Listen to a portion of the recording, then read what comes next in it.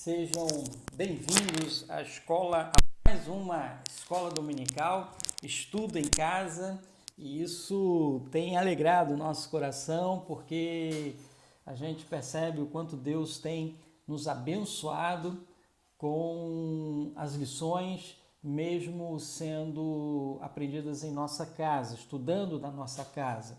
E nós queremos ainda estar agradecendo a participação de cada um, a participação dos amados irmãos, dos amigos da nossa igreja, que tem também aí nos assistido, que também tem nos acompanhado. Mais uma vez agradecer aos queridos irmãos e amigos que se inscreveram lá no canal do YouTube, né, IPB Jordão. E caso você ainda não fez, faça isso. A gente precisa aí da sua inscrição, precisamos aí de que haja um reforço aí de número de pessoas inscritas no canal para melhorar a nossa qualidade de transmissão, tá certo? Então nós estamos iniciando mais uma vez, mais um estudo dominical em casa, e a nossa lição é ética cristã. Hoje nós vamos estar falando aí sobre ética cristã já no terceiro módulo, e eu espero que seja edificante para a sua vida, para a sua casa, para a sua família, que Deus possa sim trazer edificação aos nossos lares com o aprendizado da palavra do Senhor, tá? Lembrando aos queridos irmãos que a igreja presbiteriana ela fica com o templo aberto no período da manhã para os irmãos e aquelas pessoas que quiserem trazer os seus dízimos e as suas ofertas, tá ok? Quem não quiser e não puder vir até a igreja, então vocês terão aí o número da conta bancária, onde poderá estar fazendo a transferência ou onde poderá também estar fazendo o seu depósito. Então, eu falo aí isso para os irmãos, os membros da nossa igreja, as pessoas aí que são amigos da nossa comunidade, que não é membro da nossa igreja, não fiquem constrangidos, mas essa é uma prática dos membros, é um compromisso, uma responsabilidade dos membros da igreja, ok? Nós então vamos estar orando, pedindo a direção do Senhor sobre nossas vidas, pedindo a Deus que nos abençoe aí nesse momento de estudo, um momento aí que continua sendo à distância, e claro que a gente aí tem vários sons aqui ao nosso redor, então por isso que muitas das vezes barulho aí, latido de cachorro, alguma coisa nesse sentido vai aparecer, tá ok? Por enquanto nós estamos aqui fazendo a nossa transmissão com um templo fechado, né? Nós não estamos ainda nessa semana aí abrindo a porta do templo, mas em breve, se Deus quiser assim permitir, nós estaremos juntos novamente, ok? Então nós vamos orar, nós vamos pedir a Deus que nos abençoe nesse momento, pedir a Deus que nos abençoe na ministração da sua palavra e na compreensão da mesma. Precisamos compreender a vontade de Deus sobre as nossas vidas. E para saber a vontade de Deus, a gente precisa conhecer melhor a sua palavra. A Bíblia nos ensina, nos revela a vontade do Senhor. Então nós vamos orar, pedir a Deus que abençoe a sua casa, abençoe a sua vida, abençoe o seu lar, com a meditação da palavra, com a edificação que ela traz a todos nós. Então vamos fechar nossos olhos e vamos estar orando ao nosso Deus. Maravilhoso Deus, bendito Pai, nós queremos te agradecer, Deus, por esse momento precioso que temos, que é o de estar na tua presença através das nossas orações e mais, Deus, agora quando a tua igreja funciona em nossos lares.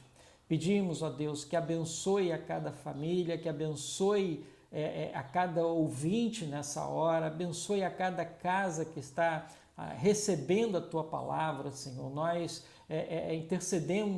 intercedemos pela vida de cada um deles, pedindo ao Senhor a tua bênção sobre esses lares, ó Deus, que haja harmonia, que o teu amor prevaleça e que ali, Deus, a tua vontade ela possa não ser resistente na vida de cada um deles, mas que eles possam ali buscar sempre a sua boa e perfeita vontade, Deus. Nós te pedimos, nós te agradecemos e assim engrandecemos o teu nome, porque reconhecemos o teu grande e infinito amor para conosco. Em nome de Jesus, amém, Senhor, amém. Então, meus amados, como nós já temos tratado aqui, temos discutido, conversado bastante, o assunto, o tema desses nossos próximos episódios, no período aqui da escola dominical, é ética cristã. Então, hoje nós estamos aí no terceiro módulo de ética cristã.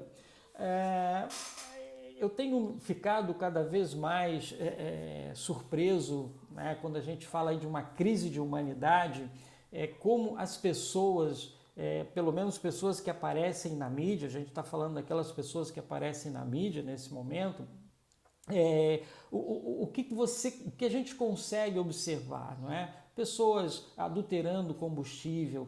A gente vê agora, essa semana saiu uma reportagem que pessoas estavam roubando, né? Estavam furtando na realidade produtos que servem para a saúde de toda uma população na cidade de São Paulo, né?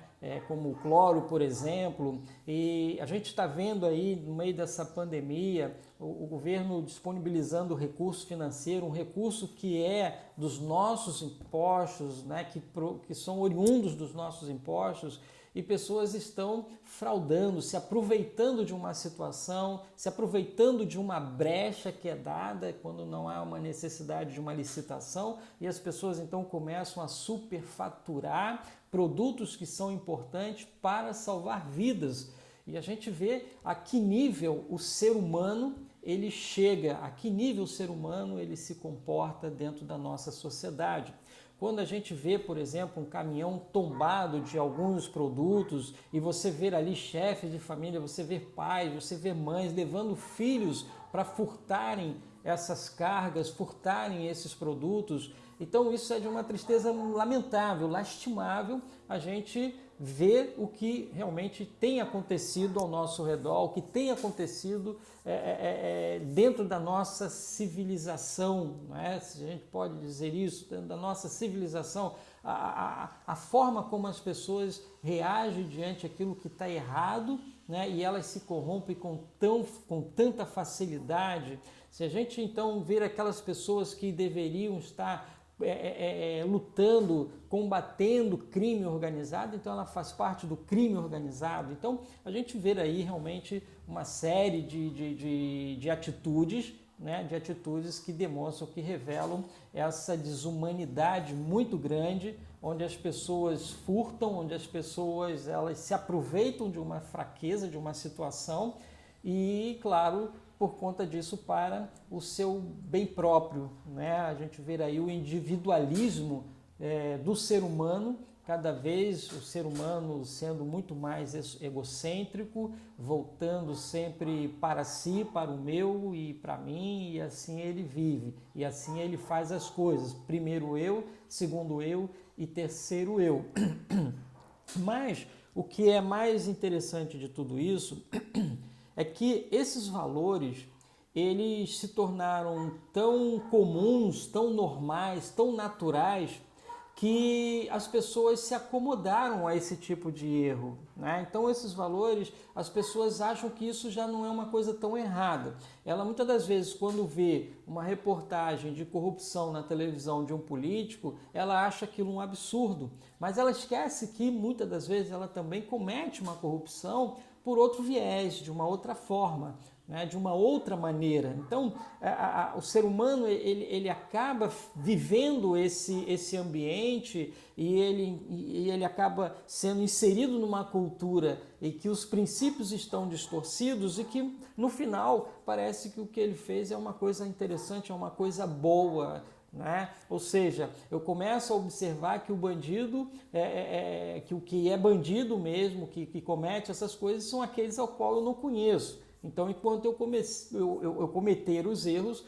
então aquilo que eu faço parece que é bom, parece que é agradável, etc. e tal. Então, a gente vê aí uma crise na humanidade muito grande, tá certo? Bom, Quando a gente viu aqui ética cristã desde o início, o que a gente já comentou, já conversou, né? A gente viu que a ética ela é um conjunto de valores que nos orienta da forma como nós devemos viver no mundo, tá certo? Então, nós estamos falando de valores, de coisas que são valiosas na nossa forma de pensar, na nossa forma de agir. Então, eu vou colocar alguns comportamentos, eu vou emitir um valor sobre esse meu comportamento, sobre essa minha atitude de importância, principalmente, aquilo que significa, aquilo que simboliza para mim. Então a gente viu que a ética cristã, ela trata-se de valores, claro que nós estamos falando de ética do modo geral, mas a gente está falando de uma ética cristã, ou seja, esses princípios, esses valores, eles são aprendidos na palavra de Deus, são aprendidos com Deus, tá? Então esses valores eles são revelados nas escrituras sagradas que nos orienta a vivermos conforme a vontade de Deus. Então, ética cristã está relacionado a viver de acordo com a vontade de Deus, tá? Então isso é aí esse nosso princípio. A gente viu que através da ética Deus preserva a vida em sociedade. É através da ética que Deus, então, ele traz a qualidade, ele promove a qualidade, ele promove o bem-estar, né, entre as pessoas. Então, através da ética, nós testemunhamos de um Deus amoroso, de um Deus misericordioso e de um Deus justo. Então, Deus se revela através dos seus ensinamentos. Ensinamentos, quando são praticados, são vivenciados, então a gente pode dizer, olha, é isso que Deus é isso que Deus quer, é isso que Deus espera do seu povo.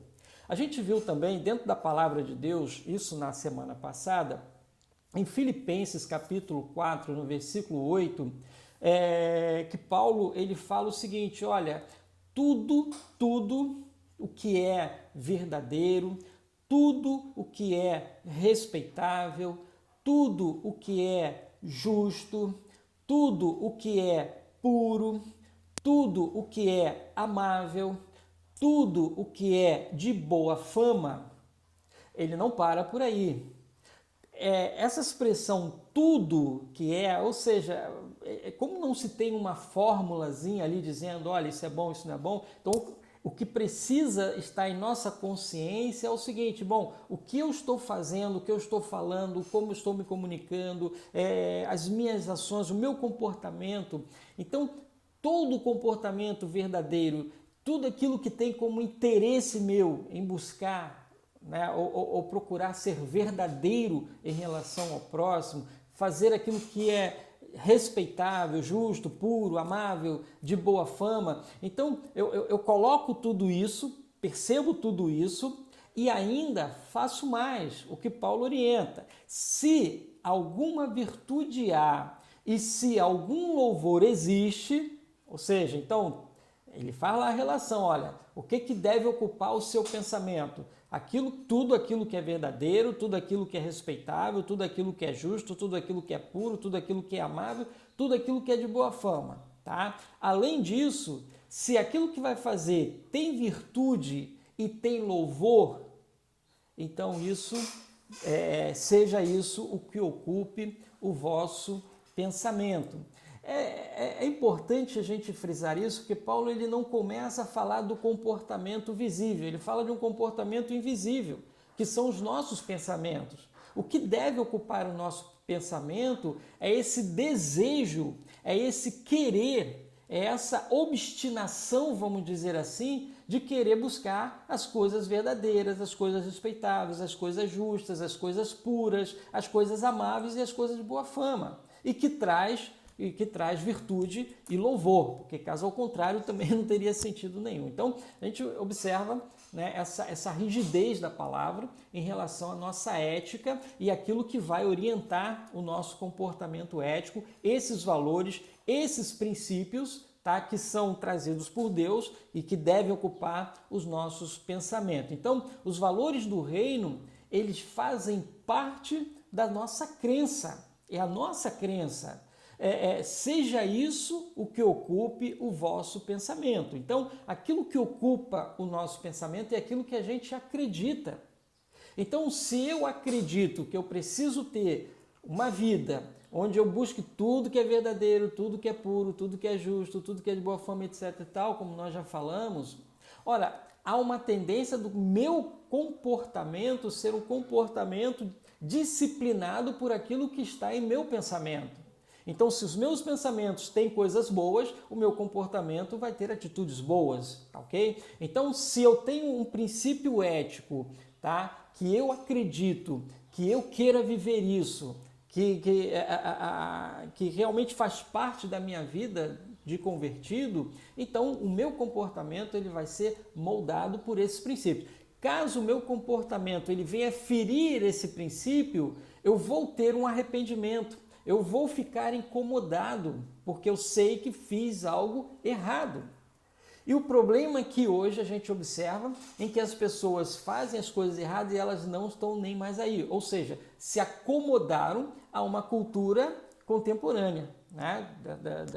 Daquilo que a gente está vivendo hoje. Uma cultura que ela não se importa na prática com esses valores e com esses princípios. Quer dizer, hoje a gente tem aí uma cultura que o que importa é o prazer, o que importa é que você tenha, que você busque, que você consiga, que você conquiste para você ser alguém ou algo nesse sentido, tá bom? Bom, isso, claro, vai na contramão do que a Bíblia ela nos ensina. Então, a conversão ao cristianismo, ela tem início em nossas crenças internas. Então, se converter ao cristianismo não é você mudar de igreja, não é você mudar de doutrina, não é você mudar da tua religião, não é você mudar da denominação. Portanto, a conversão no cristianismo, ela tem uma transformação interna. O que Deus vai trabalhar? Deus vai trabalhar a minha visão em relação a Ele, o que eu devo fazer com Ele em relação a Ele e como eu devo viver e me comportar no mundo, tá? Então isso envolve nossos pensamentos que vão replicar em nossos comportamentos, ok? A gente viu também que antes de mudar um comportamento, nós precisamos mudar a nossa maneira de enxergar a Deus e de enxergar ao mundo, né? Então a gente precisa enxergar as coisas de Deus de uma forma diferente e também enxergar as coisas do mundo. Eu preciso saber qual é a vontade de Deus, o que Deus espera da minha vida, como Deus quer ser adorado, para que aí então eu possa agora sim fazer a sua vontade em relação também ao próximo. Bom, então hoje eu quero estar trazendo aqui uma tríade do amor em relação à ética cristã. Então, para isso, eu vou estar lendo o Êxodo, capítulo 20, tá? Êxodo, capítulo 20, e nós vamos ver aqui 17 versículos. Esse texto são os 10 mandamentos, tá? No capítulo 19, quando Deus chama Moisés para ir ao monte, tá? Isso foram em torno de 3 meses depois que o povo de Israel saiu do Egito, saiu da escravidão, tá? Estava indo em direção à terra prometida. Em torno de 3 meses depois, Deus chama Moisés, Deus coloca Moisés no Monte Sinai e lá ele coloca o seguinte, no capítulo 19, versículo 5, ele diz, olha, agora pois, se diligentemente ouvides a minha voz e guardardes a minha aliança, então serei a minha propriedade peculiar dentre todos os povos, porque toda a terra é minha.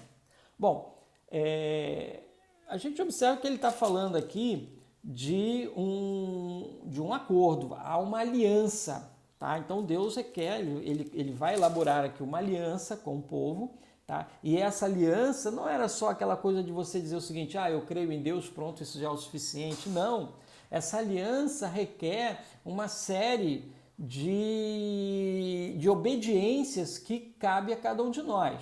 E logo em seguida, ainda no Monte Sinai, Deus então traz o quê? Os 10 mandamentos. Quer dizer, eu tenho a impressão que esses 3 meses, tá, o povo de Israel enfrentou o quê? Por diversas situações, né? E viu vários milagres acontecer. Primeiro, as 10 pragas que estavam lá no Egito. Então, eles saíram, se livraram de tudo isso. O perigo acabou? Não. Tiveram lá o exército de Faraó seguindo o povo de Israel, ameaçando o povo de Israel, e eles se depararam com o mar, com o grande mar vermelho. O que acontece? Deus então faz o mar se abrir, e ali o povo, os soldados os egípcios acabaram tentando atravessar junto com eles e eles foram mortos. Então Deus libertou de uma maneira poderosa, um milagre tremendo aconteceu ali naquele mar, e o povo de Israel passou com o pé enxuto e eles continuaram a sua caminhada. Depois eles tiveram fome, Deus então faz descer o maná do céu. Então Deus foi mostrando ao povo durante esses 3 meses o seu cuidado, né? Deus revelou através de milagres, Deus fez coisas extraordinárias nesse período. Quando chegou 3 meses depois, a coisa agora pronto, já está mais calçada, já está mais tranquila. O que ocorre? Deus então chama Moisés e traz os 10 mandamentos. Olha, é isso aqui que eu espero do povo. Então ele diz lá no versículo 1 do capítulo 20, diz o seguinte, olha, então falou Deus todas essas palavras. Eu sou o Senhor teu Deus, que te tirei da terra do Egito, da casa da servidão. Não terás outros deuses diante de mim. Não farás para ti imagens de escultura, nem semelhança alguma do que há em cima nos céus, nem embaixo na terra, nem nas águas debaixo da terra. Não as adorarás, nem lhes dará culto, porque eu sou o Senhor teu Deus, Deus zeloso, que visito a iniquidade dos pais nos filhos até a 3ª e 4ª geração daqueles que me aborrecem. E faço misericórdia até 1000 gerações daqueles que me amam e guardam os meus mandamentos. Não tomarás o nome do Senhor teu Deus em vão, porque o Senhor não terá por inocente o que tomar o teu nome em vão. Lembra-te do dia de sábado para o santificar. 6 dias trabalharás e farás toda a tua obra, mas o 7º dia é o sábado do Senhor teu Deus. Não farás nenhum trabalho, nem tu, nem o teu filho, nem a tua filha, nem o teu servo, nem as tuas servas, nem o teu animal, nem o forasteiro das tuas portas para dentro. Porque em 6 dias fez o Senhor os céus e a terra, o mar e tudo que neles há. E o 7º dia descansou. Por isso o Senhor abençoou o dia de sábado e o santificou. Honra teu pai e tua mãe, para que se prolongue os teus dias na terra que o Senhor teu Deus te dá. Não matarás, não adulterarás, não furtarás, não dirás falso testemunho contra o teu próximo, não cobiçará a casa do teu próximo, não cobiçará a mulher do teu próximo, nem o seu servo, nem a sua serva, nem o seu boi, nem o seu jumento, nem coisa alguma que pertença ao teu próximo. Então a gente vê aqui os 10 mandamentos são orientações, tá? Ética entre o povo e Deus, da forma como o homem deveria se comportar em relação a Deus e da forma como as pessoas deveriam se comportar entre eles. Tá? Então a gente vê princípios éticos. Tá? A gente vê princípios éticos. No Evangelho de Mateus, capítulo 22, no versículo 36 ao versículo 39, quando perguntaram a Jesus qual é o grande mandamento na lei, mestre, qual o grande mandamento na lei e tal, Jesus ele só responde da seguinte forma: amarás. Amarás. Amarás a quem? Ao Senhor teu Deus de todo o teu coração, de toda a tua alma, de todo o teu entendimento. Este é o grande e primeiro mandamento.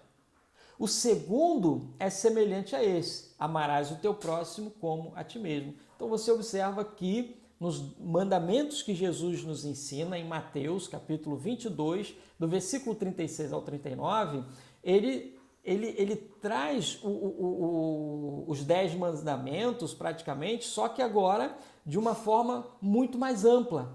Né? Olha, amarás o Senhor teu Deus.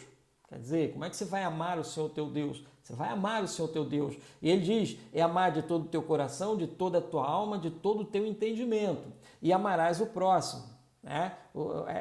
Quer dizer que é semelhante ao primeiro. Então amarás o teu próximo como a ti mesmo. E é importante a gente frisar o seguinte: primeiro, que eu, para amar o próximo, primeiro também tenho que me amar. Então, olha só uma ética que eu preciso ter comigo mesmo. Tá? Eu preciso me amar para estar preparado para amar o próximo. Então, como ele diz, amar o próximo como a ti mesmo, se eu não tenho amor a mim mesmo, então como é que eu vou amar o próximo como a mim mesmo? Se eu não me amo, então dificilmente eu vou amar alguém, tá certo? Então a gente precisa, na conversão, ter essas mudanças. Eu preciso me amar e eu preciso aprender a amar o próximo, tá? Então por isso que hoje a gente vai falar sobre a fundamentação da ética cristã, é exatamente o amor. Então não vejo problemas em afirmar que o fundamento da ética cristã ele é o amor.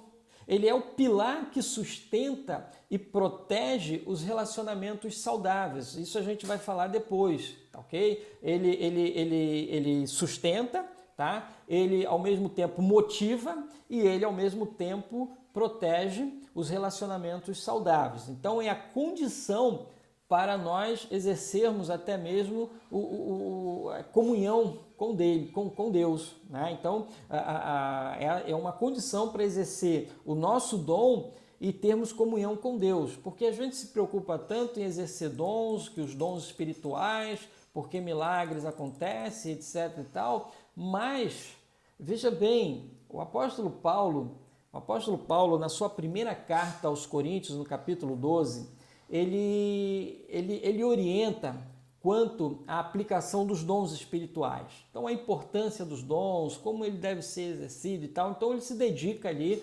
tá?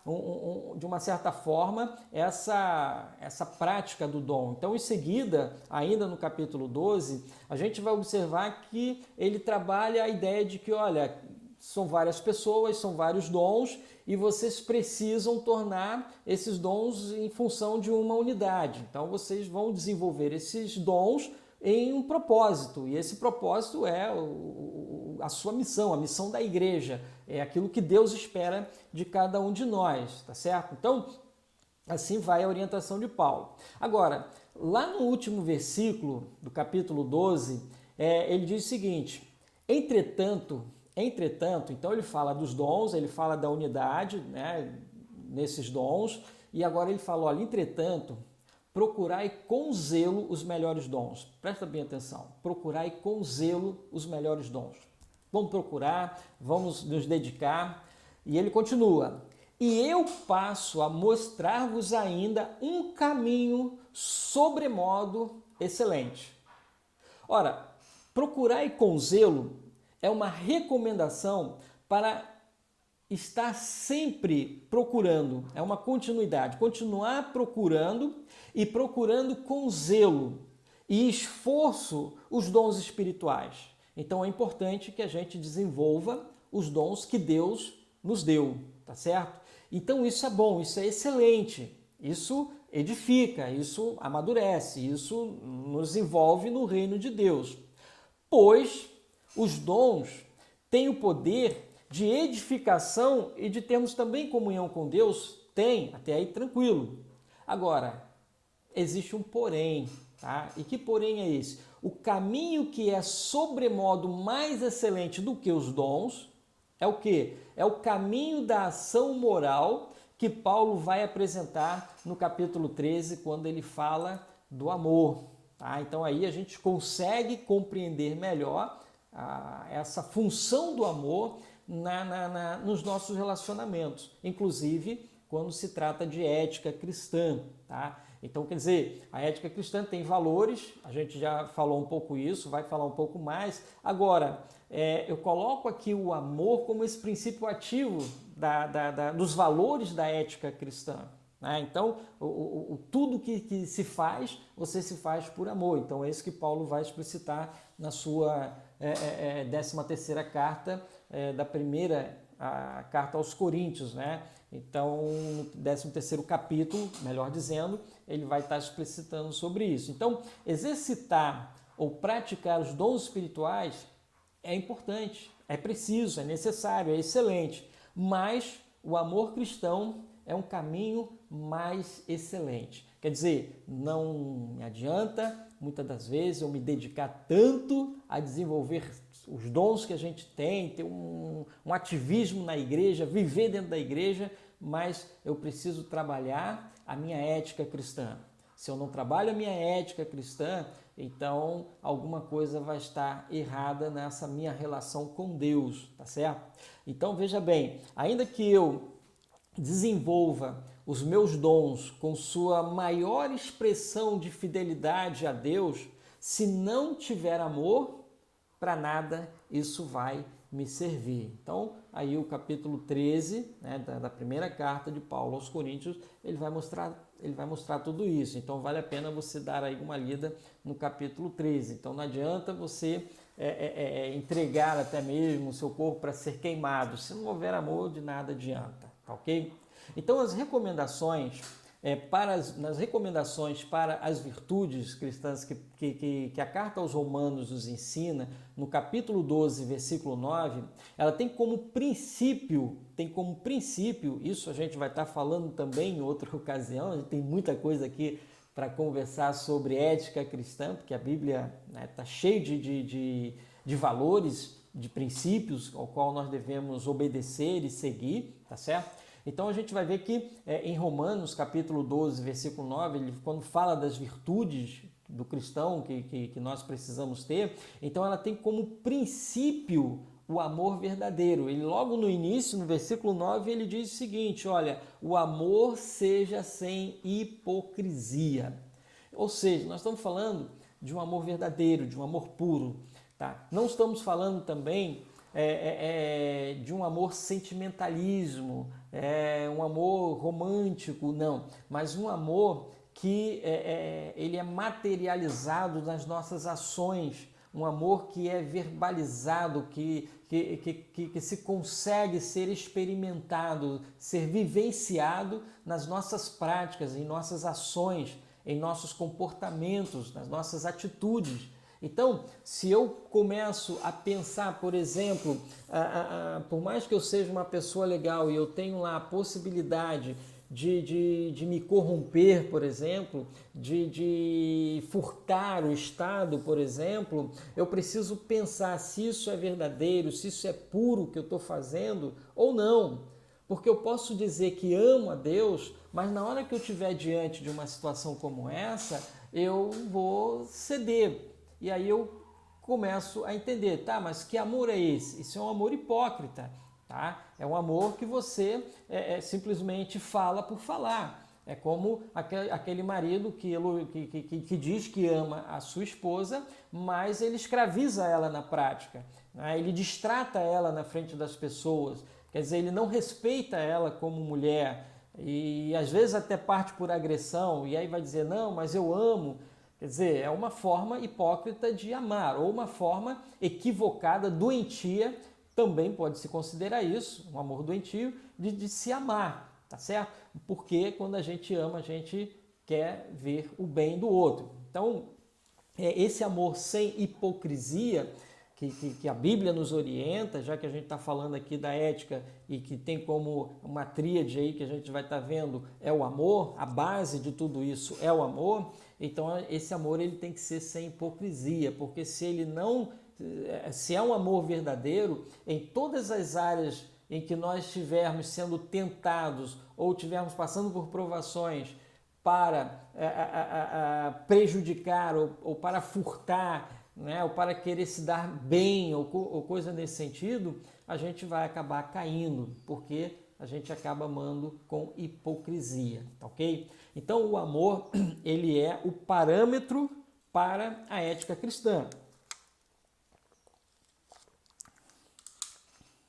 E aí a gente viu que na resposta de Jesus sobre os dois grandes mandamentos, então nós vamos compreender que é amar a Deus e amar o próximo, tá certo? Então esses são os ensinamentos do Senhor. Quando a gente fala aqui dessa tríade, desculpa que minha garganta começou a falhar. Vamos recompor aí um pouco. Bom, falando aqui da tríade do amor, para a ética cristã, o amor, ele na ética cristã, isso é uma concepção minha, uma forma que eu consigo ver, pelo menos essa tríade. Existem 3 funções, vamos dizer assim, que o amor exerce na ética cristã. A primeira delas é o quê? É o suporte. Então, o amor é o que vai dar ali, é o suporte. Quer dizer, a nossa ética, tá? O que me faz ser ético é amar as pessoas. O que me faz ético é amar a Deus. O que me torna uma pessoa ética, ter uma ética cristã, é o amor que eu aprendo a ter em relação ao próximo e em relação a Deus também. Então, o amor, ele passa a ser o quê? Esse suporte, tá? Então, passa pelo amor. Se eu não amar, eu não vou ter como exercitar uma ética cristã. Ou então, a minha ética cristã, ela vai ser uma hipocrisia. Porque se eu não amo, mas eu quero respeitar as pessoas, é meio complicado. Tá? Eu respeito as pessoas porque eu amo as pessoas. Então, a gente precisa assimilar essa linguagem que talvez está tão em desuso, uma linguagem que ficou tão banalizada, que é a linguagem do amor. Então, eu preciso realmente assumir que aquilo que eu faço e que eu devo fazer pelo outro tem como sustentação o amor, tá certo?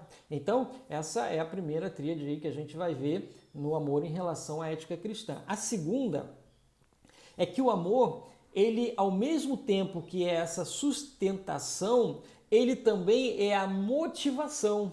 É ele quem nos impulsiona a sermos éticos.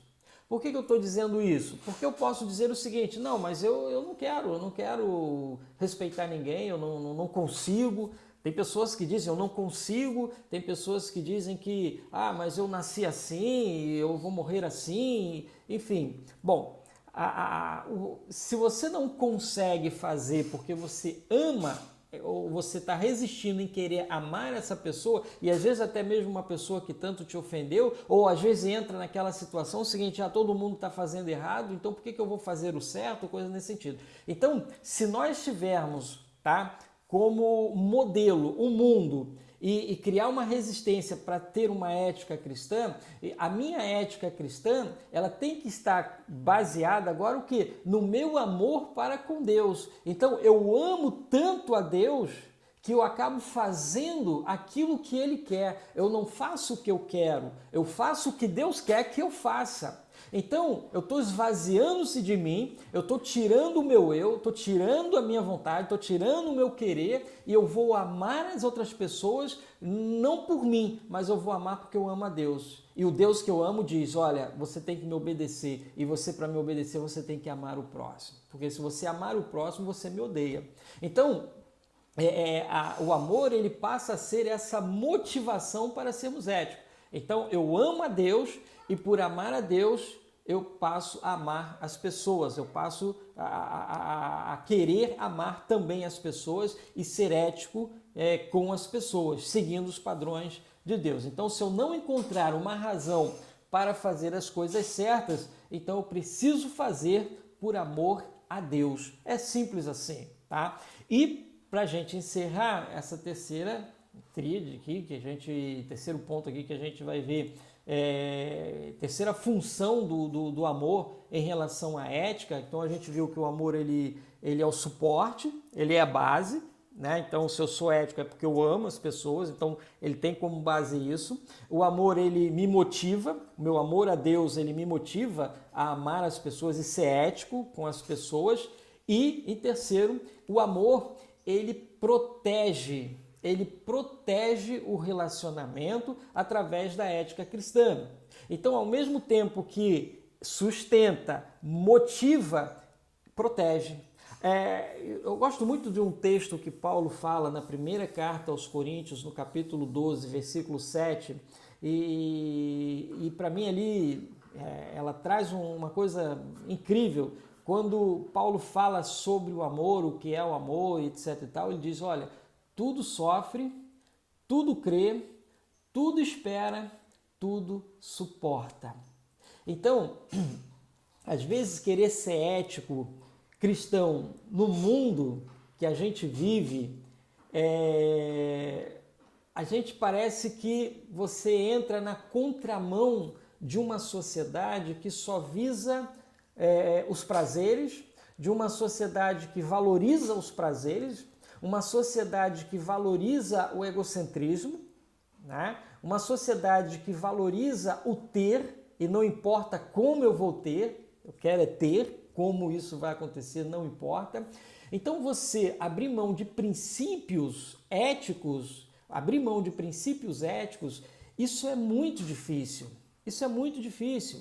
Mas é por amor a Deus que esse relacionamento ético-cristão, ele torna o que cria essa proteção, onde eu vou suportar o meu egocentrismo, eu vou suportar a força, né, esse monstro dentro de mim que me chama para fazer coisas erradas, que me induz coisas erradas, eu vou ter que suportar isso.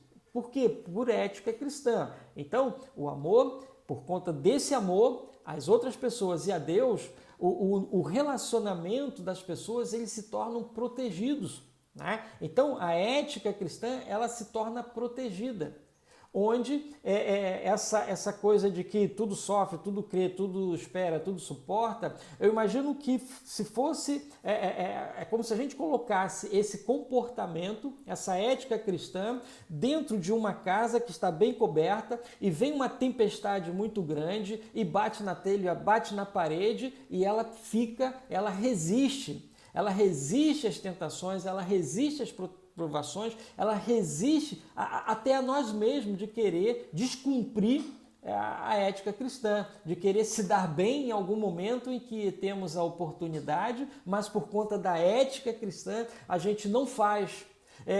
Eu lembro de um rapaz, um amigo que havia passado num concurso público e ele estava muito indignado, ele veio conversar comigo e disse o seguinte: olha, pastor, eu estou tendo aqui uma chance de passar no concurso público, isso já faz muitos anos, mas a forma como eu estou passando é uma forma que está me incomodando, é uma maneira que não está legal, está correto, então existe ali algo errado, e eu estou precisando de emprego e tudo mais, então estou numa luta muito grande. E no final ele diz o seguinte: olha, pastor, com toda a dificuldade que tenho, com toda a falta de recurso que tenho, eu não vou aceitar a forma como eu estou sendo convidado. Então era uma maneira, um caminho ilegal que se direcionava ali, e ele então recusou. Ele ficou desempregado, ele continuou sem dinheiro, né? Mas ele se recusou a entrar, né, pelo caminho errado, pela forma errada. Então a gente vê o que a ética, ela prevaleceu e ela foi protegida. E por que ela foi protegida? É por conta desse amor tão grande de querer fazer as coisas certas e agradar a Deus, que a gente acaba protegendo, zelando pelo nosso comportamento, nos preocupando com o nosso comportamento. Porque não adianta eu ter dons maravilhosos, profetizar, curar, fazer um monte de coisa, mas se não houver ética, se não houver verdade, se não houver pureza, se não houver uma vida íntegra, se não houver boa fama, enfim, se não for amável, de nada adiantaria. Então a gente poderia, claro, dentro da sociedade, estaria vivendo bem, estaria tudo certinho, mas diante de Deus a gente teria uma falha, né? Então a gente teria ali um amor não muito verdadeiro, a gente falharia nesse nosso compromisso, nessa vontade de fazer a vontade de Deus, né? Então, esse deve ser o desejo de cada um de nós, querer fazer a vontade de Deus e querer fazer a vontade de Deus porque nós amamos Deus. E se você ama Deus, então, sem dúvida nenhuma, você vai querer ser ético e vai se cercar e vai proteger o comportamento ético, vai lutar para que a sociedade seja uma sociedade ética, vai pregar o evangelho para que as pessoas se convertam e se convertam a uma vida ética cristã, aos moldes que o Senhor espera de cada um de nós. Meus queridos, meus amados irmãos, espero que mais uma vez a sua palavra tenha trazido ensinamentos e venha edificar. O que nós pregamos, o que nós ensinamos é para ser vivido, é para alimentar a nossa alma. Se a gente quer ser abençoado por Deus, está aí o caminho, é a obediência à sua vontade. Que Deus nos abençoe, que o Senhor nos guarde, que tenhamos aí um domingo abençoado na presença do Senhor. Desejo um excelente domingo a todos, que os amados sintam-se abraçados pelo seu pastor, pelo pastor da igreja, pelos líderes da igreja, por toda a igreja presbiteriana.